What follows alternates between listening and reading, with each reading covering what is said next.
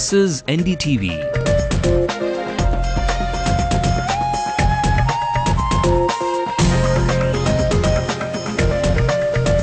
And you're watching NDTV Hindu.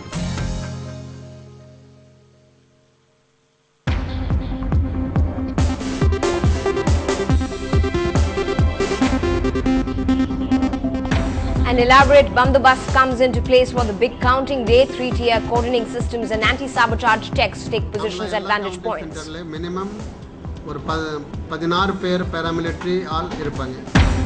An MBA graduate and his accomplice are arrested within a day for a kidnapping case. The victim was their female batchmate, harassed with alleged secret video clippings.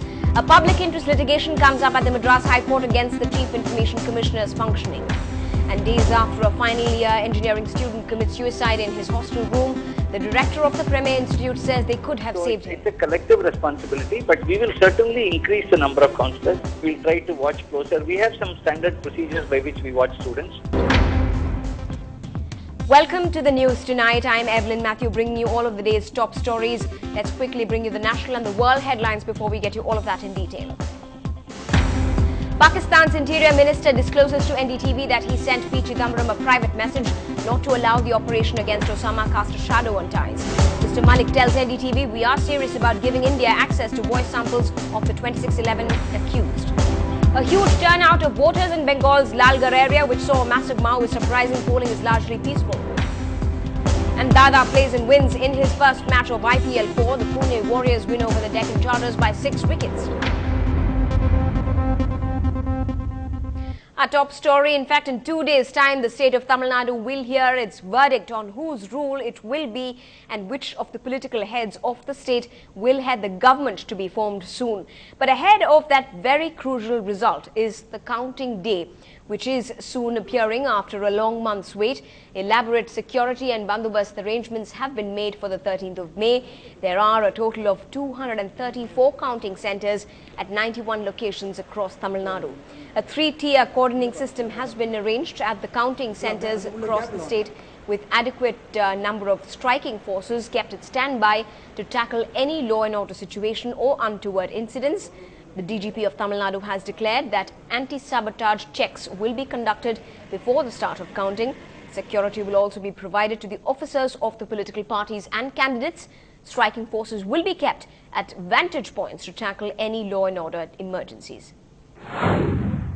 For each counting center, we have provided 1.5 sections, that is minimum of 12 personnel from paramilitary forces.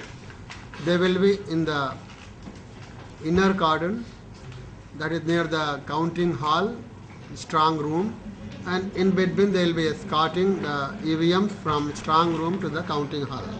That is the paramilitary forces. Total we have 45 companies of paramilitary forces. Other than that, in the middle cordon, outer cordon, Tamil Nadu Armed Reserve, Tamil Nadu Police with the local officer. A DSP will be in charge of each counting center, who will check up the identity card and then allow people to go inside. Frisking will be there, anti-sabotage check will be carried out. And as already has been told by Election Commission, the mobile phones are not allowed except observers to be taken inside. All those aspects will be ensured by the local officers present there. In front of the counting center, there will be local police bandobast depending upon the need. And they will take care of control of crowd or removing the crowd which is not required to be there. Meanwhile, 16 general observers in the cadres of IAS and IRS for the day of counting in the 16 assembly constituencies here are set to arrive in the city tomorrow. The counting halls will be made ready, after which the returning officers will file a status report to the Chief Electoral Officer.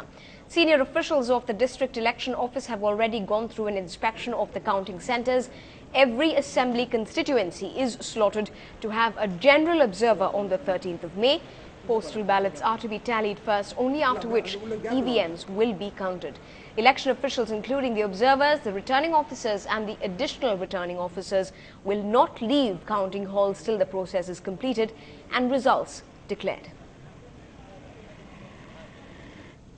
The Chennai crime branch has cracked a kidnap case in a day's time. A 24-year-old MBA aspirant, who is also known to be the daughter of a successful businessman, was kidnapped yesterday by her classmate.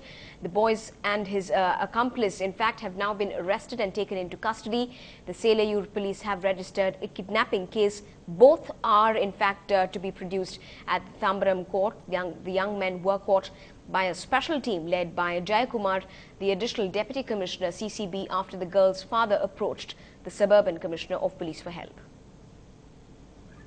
It's shocking but true. A MBA graduate kidnapped his former classmate Anusya, getting a friend to help him. He then locked her up in their house in suburban Selayur, then called her father, a businessman, demanding a ransom of 40 lakh rupees. The kidnapper had reportedly been a friend of Anusya's. பல்வேறு இடத்துல அவங்க வந்து இங்கே அங்கே fake பண்ணிட்டு move பண்ணிகிட்டே இருந்தாங்க. 24 லட்சம் ரூபா பணத்தை அவங்க அப்பாராவ் அந்த பொண்ணோட அப்பாராவ் வந்து கொடுத்து கனவேல் மூலமாக கனவேல்கிட்ட கொடுக்கும்போது நாங்கள் கனவேலை பிடிச்சி விசாரிக்கும் போது அந்த பொண்ணை வந்து நாங்கள் கடத்த மாதிரி கௌரிவாக்கத்துலேயே அந்த பொண்ணை வந்து கடத்திருக்காங்க. அந்த பொண்ணையும் பத்திரமா மீட்டோம். அந்த சம்பவத்தை பயன்படுத்த செல்லு மற்ற பணங்கள்லாம் மீட்டு அந்த குற்றவாளிகள் நீதிமன்றத்தில் ரிமாண்ட் செய்கிறோம். However, things went wrong for the kidnappers. The police, getting a tip-off, swung into action and caught the culprits when the father handed over the ransom amount. The police managed to grab the prime accused Vinod Kumar with the help of the accomplice, and Anusya was rescued. The investigators say the prime accused convinced his accomplice that it would be easy money if they successfully carry out the kidnap.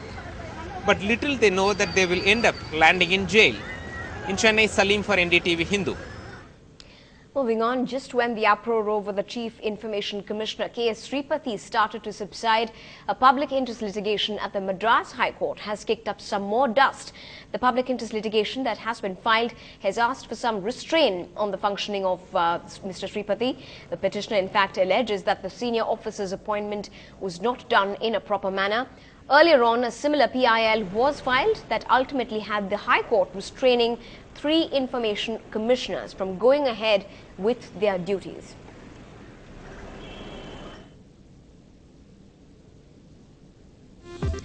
Up ahead on the bulletin, was there anything at all that could have saved the final year mechanical engineering student of the IIT? The director of the institute thinks there was.